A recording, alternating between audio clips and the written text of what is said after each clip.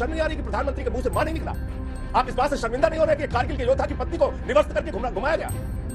कारगिल का वह योद्धा जो अपनी पत्नी को नहीं बचा पाए, उनके लिए हमारे मन में पूरी संवेदना। पर मान्यवर जरा शर्म मर्म जैसे शब्दों को सोच समझ के यूज किया करिए। सर्जिकल स्ट्राइक पे सबूत मांगने वाले शर्म की बात करते हैं। भारत की सेना को सड़क छाप गुंडा करने वालों के साथ खड़े हुए आप, शर्म नहीं आती आपको? आतंकवाद के आरोपियों के साथ खड़े होने वाले लोग, भारत की सेना की कार्रवाई पर प्रश्न उठाने वाले लोग आज कहते हैं शर्म। वीडियो देखेंगे संजय सिंह और सुधांशु त्रिवेदी जी के बीच बहस है। हालांकि संजय सिंह थोड़ा सा बहुत ज़्यादा मतलब अगली टाइप के वर्ड यूज़ करने लगते हैं और इनको सांसद राज्यसभा हैं ये, और इनको सांसद इनकी सदस्यता भी रद्द कर दी गई है अभी कुछ महीने के लिए, शायद 1 महीने के लिए, क्योंकि उन्होंने अति कर दी थी। अब आप ये वीडियो देखिए और वीडियो देखने के बाद अपना रिएक्शन दीजिए, आप क्या कहना चाहते हैं इस टॉपिक पर। मणिपुर को लेकर विपक्ष दोनों ने ही पर्याप्त तौर पर निंदा की है और सब चाहते हैं कि जो अपराधी उनको सज़ा मिले, सब चाहते हैं, कोई नहीं चाहता, बट विपक्ष इसका फ़ायदा उठाना चाहता है पॉलिटिकली, ऐसा मुझे लगता है। कमेंट में बताइए कि मैं सही हूं या गलत। प्लीज चैनल को सब्सक्राइब करेगा लगातार आपको ऐसे। मैं ये कह रहा हूं, दोनों बैठकों में विस्तार से मणिपुर को लेकर चर्चा हुई, आपके गृह मंत्री के सामने चर्चा हुई, जो एक जिम्मेदार व्यक्ति हैं, देश के गृह मंत्री हैं, जिनके जिम्मे देश की सुरक्षा है, उनके सामने हमने डिमांड की है। और उसको निकम्मा मैं फिर से दोहरा रहा हूं, जो व्यक्ति महिलाओं को निवर्स्त करके घुमाने पर यह कहे कि ऐसी सैकड़ों घटनाएं वहां हुई है, यह कहे कि वहां हत्याएं हो रही हैं, जो डिफेंड करे उसको, वो निकम्मा है। और आप उसको पंजाब के मुख्यमंत्री से जोड़ रहे हैं। पंजाब में जो कुछ भी घटनाएं हो रही हैं उठाकर देखिए पिछले 1.5 साल में, आज पंजाब क्राइम रेट के मामले में सबसे नीचे के राज्यों में है।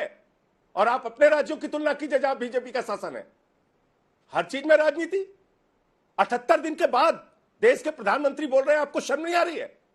देश के प्रधानमंत्री दुनिया के मंचों पर जाकर भाषण कर रहे हैं, 27 देशों में मणिपुर के बारे में चर्चा हो रही है, बॉर्डर स्टेट हिंदुस्तान का जल रहा है।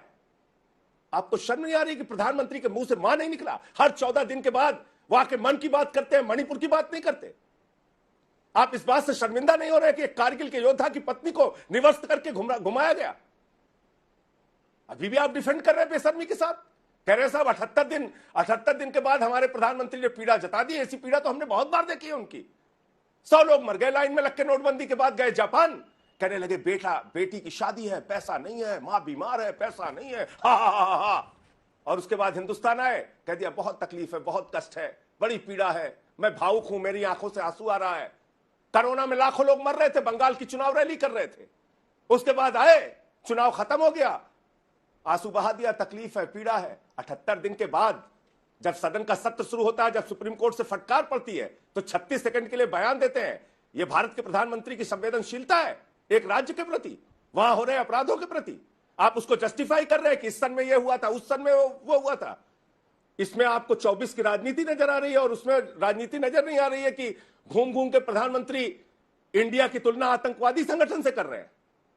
इंडिया मतलब इंडियन मुजाहिदीन, इंडिया मतलब सिमी, इंडिया तो अंग्रेजों का नाम है। और विपक्ष का इंडिया संगठन चला रहे हैं वर्सेस पीएम का क्विट इंडिया, ये क्या है? पीएफआई से तुलना करना, सिमी से तुलना करना, इंडियन मुजाहिदीन, आतंकी संगठनों से तुलना करना। हाँ, उसका भी मैं जवाब देता हूं। देखिए, संजय जी को यह ध्यान रखना चाहिए, हम बिल्कुल कह रहे हैं कि कारगिल का वह योद्धा जो अपनी पत्नी को नहीं बचा पाए, उनके लिए हमारे मन में पूरी संवेदना है। पर मान्यवर जरा शर्म मर्म जैसे शब्दों को सोच समझ के यूज किया करिए। सर्जिकल स्ट्राइक पे सबूत मांगने वाले शर्म की बात करते हैं, जो कहते 30 मरे थे कि 300 मरे थे, बिल्डिंग गिरी थी कि पेड़ गिरे थे, आदमी मरे थे कि कौवे मरे थे, सर्जिकल स्ट्राइक थी, बटारा हाउस इनकाउंटर पे आंसू बहाने वाले शर्म की बात करते हैं।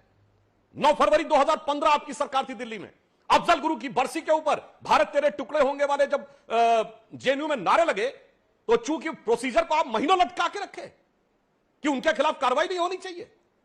सीएनआरसी में क्या क्या आपने किन लोगों का समर्थन किया? ऐसे लोगों को, भारत की सेना को सड़क छाप गुंडा करने वालों के साथ खड़े हुए आप, शर्म नहीं आती आप लोगों को? आपका काउंसलर दंगा करने के लिए उसके घर के ऊपर गुलेल लगी हुई है, एंगल राइनन लगा के रखा गया है, और पूरे के पूरे ताहिर हुसैन की बात कर रहा हूं, उस पर आपको शर्म नहीं आती?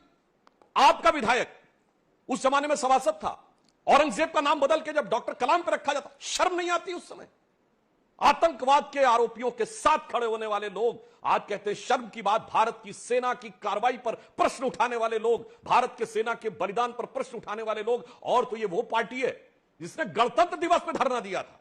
2015 में याद करिए, अरे जनाब इमरजेंसी भी लगी थी, हम लोग जेल में भी थे, जो यातनाएं सही, मगर 15 अगस्त 26 जनवरी को कभी राजनीति नहीं की थी। इसलिए शर्म बोला जाए करे, चाहे आम आदमी पार्टी बोले या कांग्रेस बोले, और सेना के बारे में बोले, सैनिकों के बारे में बोले, सुरक्षा बलों के बारे में बोले, तो उसे बहुत सोच समझ के बोलना चाहिए। जिनके लोगों ने बोला कि हमारी आर्मी ज्यादा मरवाती है सिविलियंस को, ये शब्द नेता प्रतिपक्ष राज्यसभा तो विपक्षी गठबंधन आतंकवादी संगठन से जुड़ जाएगा।